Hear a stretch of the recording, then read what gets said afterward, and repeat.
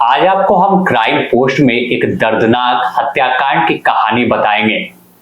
कैसे राजधानी रांची में मुंह बोली बेटी ने अपनी मां को प्रेमी के साथ मिलकर रास्ते से हटा दिया। आखिरकार 3 दिन बाद कब्र से शव बाहर निकला और फिर हत्या के आरोप में मुंह बोली बेटी, उसका प्रेमी और एक दोस्त सलाखों के पीछे पहुंच गया। मामला अपने आप में बेहद गंभीर है। इस पूरे केस की कहानी जब पुलिस ने अनुसंधान किया तो किसी फिल्म से कम नहीं लग रही थी, क्योंकि खुलासे चौंकाने वाले थे।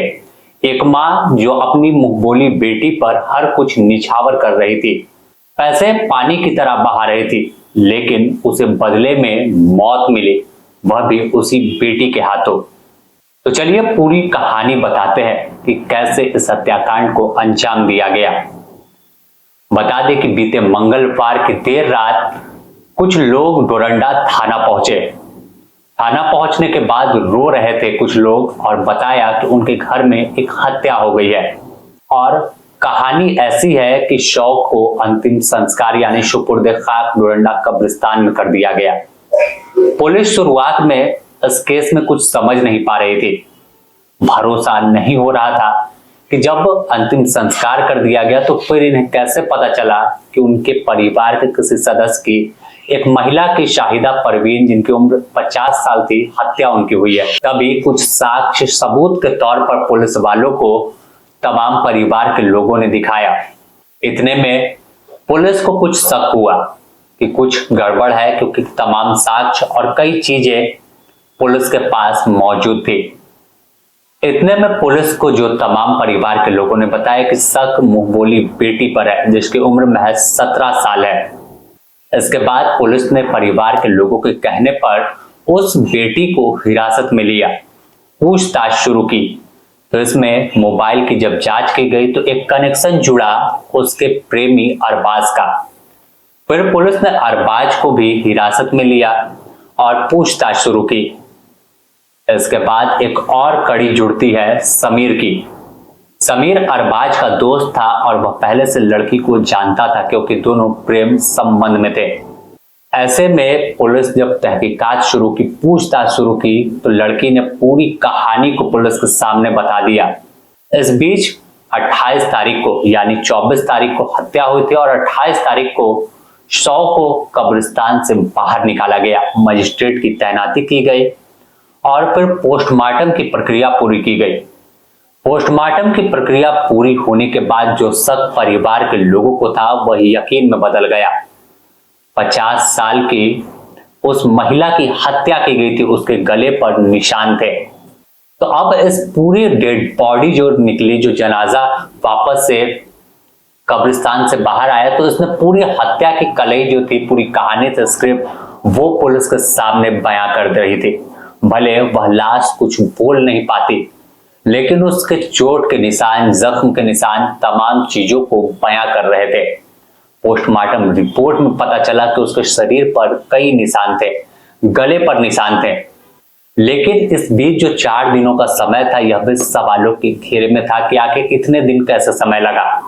तो जो पुलिस ने खुलासा किया, बताया कि जब लड़की स्क्रिप्ट रच रही थी, और सबसे बड़ी बात जो कहानी पुलिस के द्वारा बताया गया है कि मुंहबोली बेटी थी यह, और जो मृतिका थी उनकी कोई संतान नहीं थी। उन्होंने एक गोद बच्ची को लिया था। बच्ची को बड़े ही प्यार और नाज के साथ पाला था। उसकी उम्र 17 साल थी। तमाम जो पेंशन के पैसे उनके खाते में आते थे, उसे भी वह लड़की खर्च करती थी। ऑनलाइन उनके बैंक खाते को ऑपरेट कर रही थी। बताया जाता है कि 15 से 20 लाख रुपए तक वह खर्च कर चुकी थी। पैसे जब अधिक खर्च होने लगा तो उस मां ने बच्चे से पूछा कितना पैसा कहाँ खर्च कर रहे हो, और उसके अकाउंट लेन देन की तमाम जो अथॉरिटी थी उसे रोक दिया, ब्रेक लगा दिया। बस यहीं से मां का प्यार दुश्मनी में बच्ची का बदल गया। जो मां उसे प्यार करती थी और उसके आने वाले भविष्य को बचाने के लिए वह पैसे रखी थी, शादी के लिए लड़का खोज रही थी, लेकिन जब मां को जानकारी लगा कि उसका एक प्रेमी है और यही वजह है कि वह अधिक पैसे खर्च करती है, महंगे गिफ्ट अपने प्रेमी को देती थी, तो मां ने जब ब्रेक लगाया तो 24 अप्रैल की तारीख को उसने एक स्क्रिप्ट तैयार की। उस स्क्रिप्ट के तहत अपने प्रेमी अरबाज और उसके दोस्त समीर को बुलाया, घर में मां को पीटा, बेरहमी से मारा और फिर तकिया से उसका मुंह दाबकर मौत के घाट उतारा। उसके गले को किसी चीज से, कपड़े से दाबा गया। इन तमाम चीजों के बाद उसने परिवार के लोगों को फोन किया कि उनकी मां बाथरूम में नहाने के दौरान गिर गई है और उनकी मौत हो गई है। इसके बाद उसने शव को फ्रीजर में रखा और फिर परिवार के लोग जब पहुंचे, जब अंतिम प्रक्रिया की जाती है, जनाजे का स्नान किया जाता है, तो इस दौरान घर की महिलाओं को शक हुआ कि चोट के निशान है, गले में गहरे घाव है। लेकिन समय वैसा नहीं था कि कोई कुछ बोलता।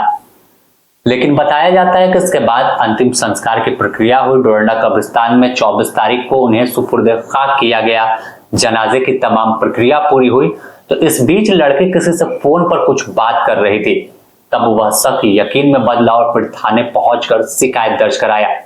और जब पुलिस ने पूरे मामले में अनुसंधान की, डोरंडा थाना प्रभारी दीपिका प्रसाद और केस के अनुसंधानकर्ता आजाद अंसारी ने केस को बारीकी से जाना, तमाम तहकीकात की पोस्टमार्टम रिपोर्ट को लिया, शव को बाहर निकलवाया, तो यह चौंकाने वाला खुलासा और खौफनाक वारदात की कहानी सामने आई, जिसने रिश्ते को कत्ल कर दिया कहे तो गलत नहीं होगा। पूरे मामले पर रांची के सिटी एसपी पारस राणा ने प्रेस कॉन्फ्रेंस किया और बताया कि कैसे हत्या की गई और क्या पूरी कहानी थी। देखिए, 27 तारीख को रात को पुलिस को सूचना मिली थी कि एक लेडी है नाहिद परवीन, जिनकी डेथ हुई थी 24 तारीख को, और उनको 24 तारीख की रात को उनकी डेथ की सूचना मिली थी। और वो भी पड़ोसियों को सूचना मिली थी और उनके रिश्तेदारों को सूचना मिली थी। और ये सूचना प्राप्त हुई थी कि नाहिद प्रवीण जो है वो 24 तारीख को रात को बाथरूम में फिसलने से गिर के उनकी डेथ हो गई है। और ये उनकी जो बेटी है, उन्होंने रिलेटिव्स को, पड़ोसियों को और बाकी लोगों को 24 तारीख की रात को ये सूचना दी। पर चूँकि इनका जो परिवार था वो गोरखपुर से आने में उसको टाइम लग गया, इसलिए 25 तारीख को डीप फ्रीज़र में रखवाया गया बॉडी को। और 26 तारीख की सुबह जो है परिवारजन के साथ सभी के द्वारा मिलके, रिश्तेदार और जो भी परिवारजन हैं उनके द्वारा मिलके इनको दफना दिया गया 26 तारीख को मॉर्निंग में।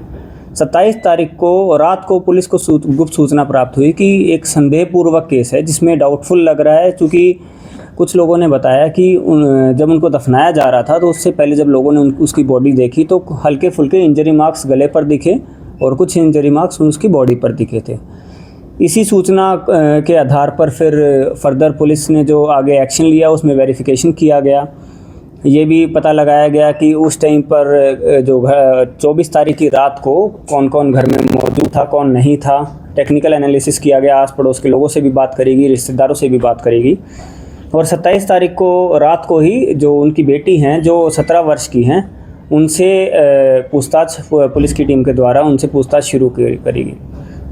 जब थोड़ा सख्ती से और कड़ाई से उनसे पूछताछ करी गई तो उन्होंने ये कबूल की।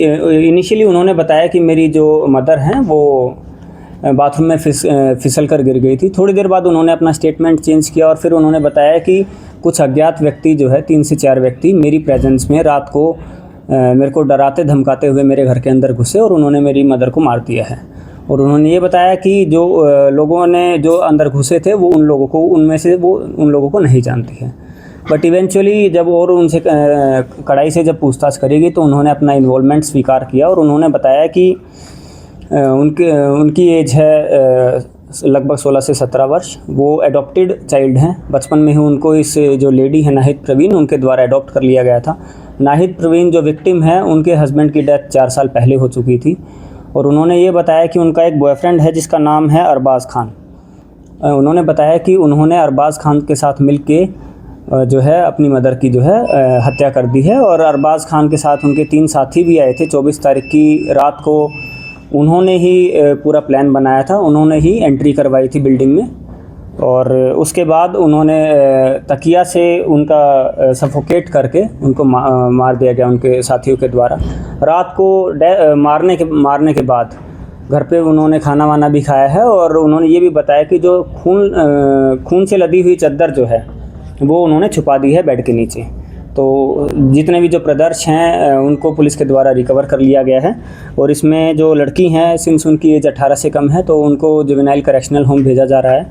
और 2 अक्यूज़ड को गया से गिरफ़्तार किया गया है। समीर खान 20 वर्ष जो उनके प्रेमी के दोस्त हैं, और जो उनके प्रेमी हैं अरबाज़ खान, इन दोनों को बिहार से रांची पुलिस के द्वारा गिरफ्तार कर आगे न्यायिक अभिरक्षा में भेजा जा रहा है। फिलहाल एक माँ जो पैसे बहाती थी पानी की तरह, वह खत्म हो गई, लेकिन कथित तौर पर उसका प्रेमी बच्ची का, और वह बच्ची जो अपने प्रेमी के कहने पर प्रेमी को महंगे गिफ्ट देने के लालच में माँ को ही मौत के घाट उतार रही थी कि आने वाली उसकी जिंदगी बेहतर होगी और उसके पैसे इसके हो जाएंगे। उसकी जिंदगी भी अब बर्बाद हो गई है। पुलिस ने सलाखों के पीछे भेजा है। बने रहें द न्यूज़ पोस्ट के साथ, इससे जुड़ी और भी अपडेट आपको देंगे। तब तक के लिए नमस्कार।